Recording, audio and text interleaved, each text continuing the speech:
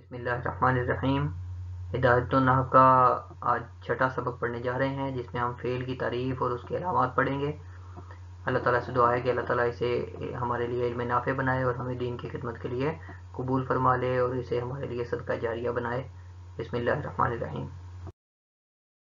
یہ عبارت ہے وحد الفعل کلمۃ تدل علی معنی فی نفسها دلالۃ مقترنۃ بزمان ذلک المعنی کضرب یضرب اضرب۔ وحد الفعل، فعل کی تعریف، کلمۃ کہ وہ ایسا کلمہ ہے، تدل علی معنی فی نفسها، علی معنی فی نفسها وہ ایسے معنی پر دلالت کرے جو اس کی ذات میں پائے جاتے ہوں، دلالۃ مقترنۃ بزمان ذلک المعنی، ایسی دلالت جو ملی ہوئی ہو اس معنی کے زمانہ کے ساتھ، یعنی ذاتی معنی پر دلالت کرے اور اس کے اندر اس معنی کے لحاظ سے زمانہ بھی پایا جائے۔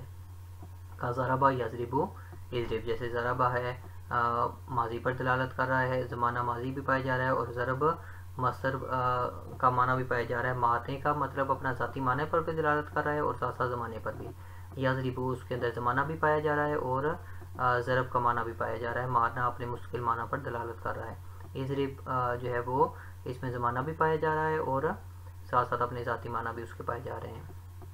یہ تعریف ہو گئی۔ حد الفعل مبتدا، کلمۃ موصوف تدل فعل ضمیر اس کا فاعل، اعلی حرف جر معنی موصوف فی نفسها یہ جار مجرور مل کر قائنین کے متعلق ہو کر یہ صفت موصوف صفت مل کر جار کے مجرور، جار مجرور تدل کے متعلق ہو جائیں گے، تدل فعل اپنے فاعل اور متعلق سے مل کر یہ صفت بن جائے گا کلمہ کی، لیکن ابھی پہلے دلالۃ مقترنۃ بھی اسی کے ساتھ ملے گا، دلالۃ موصوف مقترنۃ یہ صیغہ اس میں فاعل ہے، ضمیر اس کا فاعل، بھی زمانی موصوف زمانی مضاف، ذالک المعنی اس میں اشارہ اور مشار الیہ مل کر مضاف الیہ، مضاف الیہ مل کر با جار کے لیے مجرور، جار مجرور مل کر مقترنۃ کے متعلق، صیغہ اس میں فاعل اپنے فاعل اور متعلق سے مل کر شبہ جملہ ہو کر دلالتاً کے لیے صفت موصوف صفت مل کر یہ تدل فعل کے لیے مفعول مطلق بنے گے۔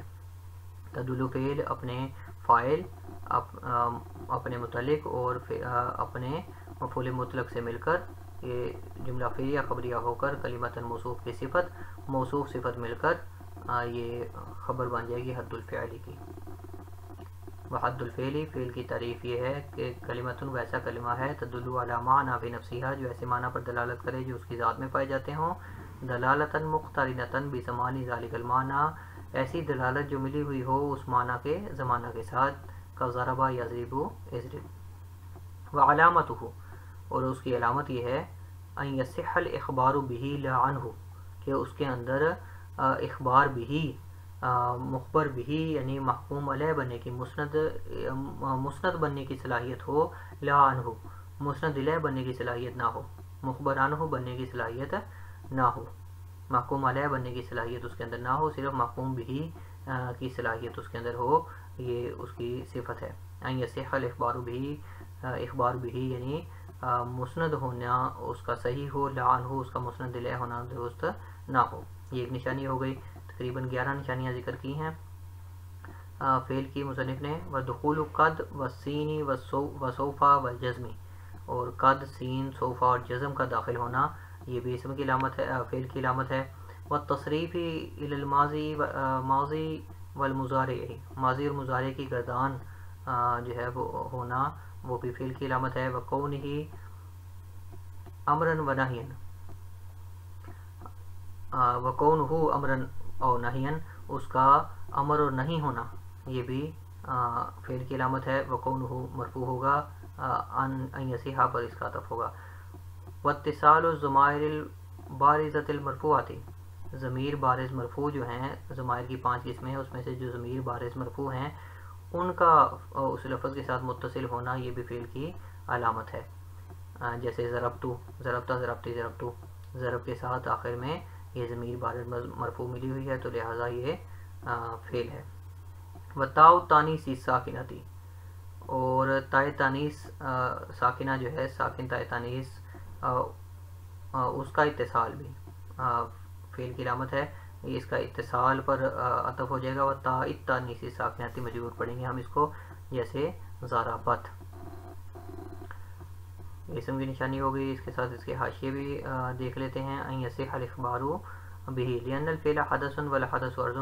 اچھا جی، ودخول قد، قد کا داخل ہونا، انما اختص قد بالفعل، فعل قد کے ساتھ خاص ہے، لانها انما تستعمل لتحقق الفعل مع التقریب والتوقیع فی الماضی والتقلیل فی المضارع. قد جو ہے وہ ماضی میں تحقیق کے لیے استعمال ہوتا ہے، یا تقریب کے لیے ماضی قریب بنانے کے لیے استعمال ہوتا ہے، یا مضارع میں وہ تقلیل کے لیے استعمال ہوتا ہے.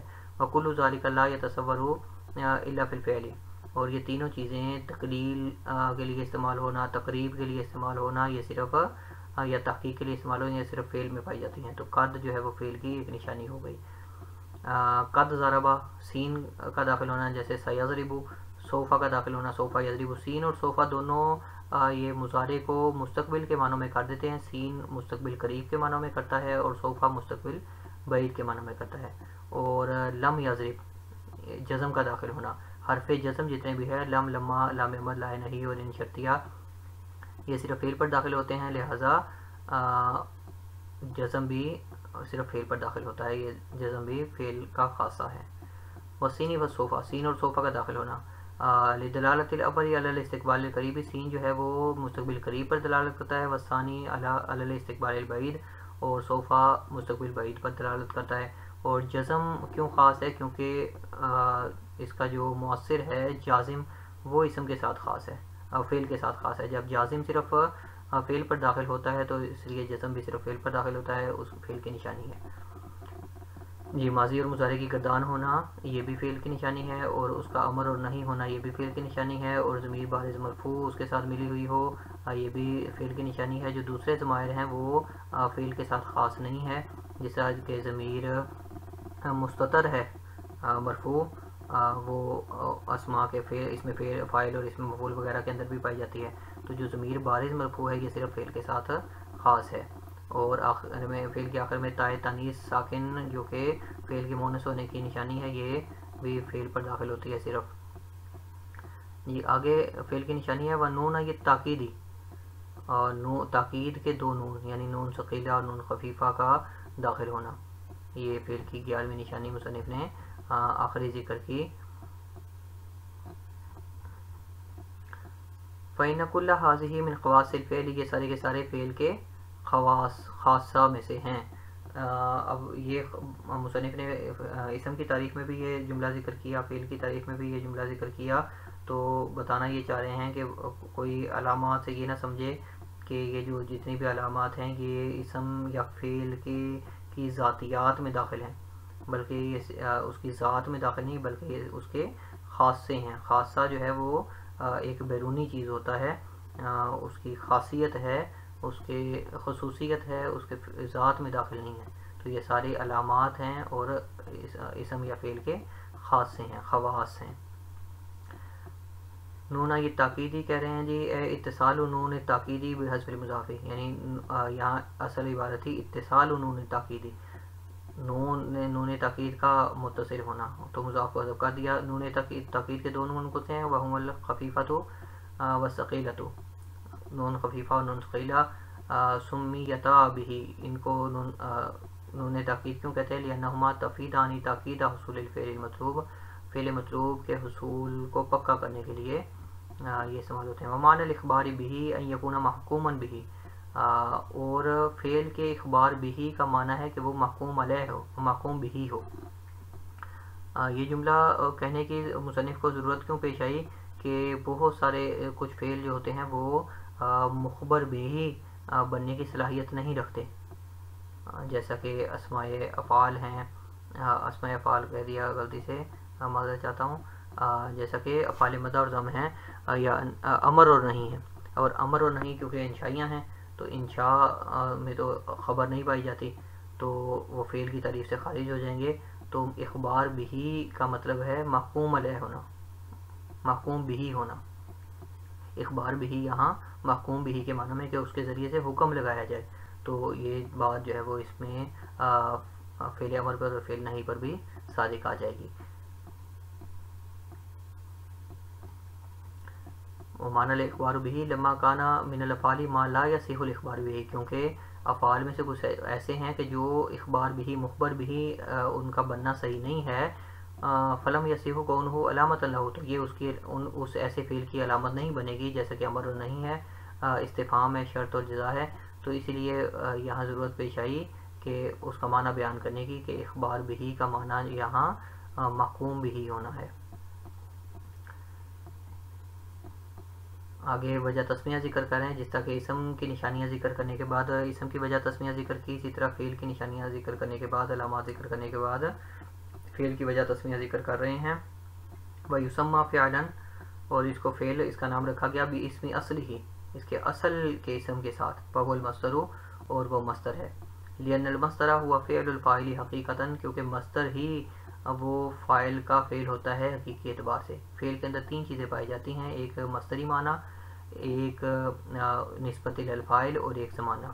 تو ہوتی تو اگرچہ اس میں تین چیزیں ہیں، لیکن اصل چیز اس کے اندر مصدر ہے، اور نسبت الفاعل اور زمانہ ایک ضمنی چیز ہے۔ تینوں چیزیں پائی تو جاتی ہیں، لیکن اس کی حقیقی اصل حقیقت جو ہے وہ مصدری معنی جو ہے وہ اصل ہیں۔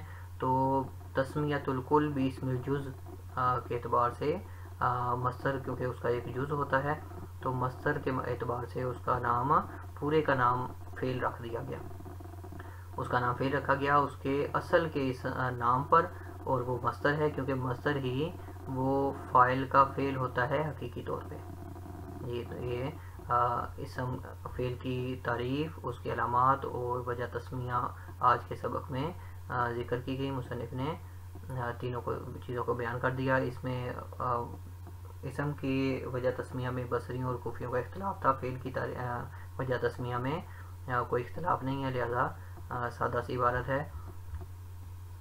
اللہ تعالیٰ ہمیں جو ہے وہ علم نافع عطا فرمائے، اور اس عربی پڑھنے کو، قرآن اور حدیث سمجھنے کی توفیق عطا فرمائے۔ ہم کو پہنچا جس میں ہم نے فعل کی تعریف اور اس کی علامات پڑھی، اس کی وجہ تسمیہ پڑھی۔ جی، اگلے سبق کے لیے اجازت دیجیے، کومنٹس ضرور کریں، اس میں کوئی سوالات ہیں، کوئی سبق کو بہتر بنانے کے لیے کوئی تجویز ہے، میرے سے کوئی سبق پڑھانے میں کوئی صاحب ہو گیا ہے تو اس پہ ضرور متنبہ فرمائیں۔ چینل کو سبسکرائب کریں تاکہ اگلی ویڈیو آپ تک کو مل جائے، اور میرے سے آپ رابطہ کر سکتے ہیں، ای میل کر سکتے ہیں، ٹیلی گرام چینل پہ رابطہ کر سکتے ہیں، اور اس کے علاوہ واٹس ایپ نمبر پہ میرے سے رابطہ کر سکتے ہیں آپ۔ اگلے سبق کے لیے اجازت دیجیے، فی امان اللہ، السلام علیکم ورحمۃ اللہ وبرکاتہ۔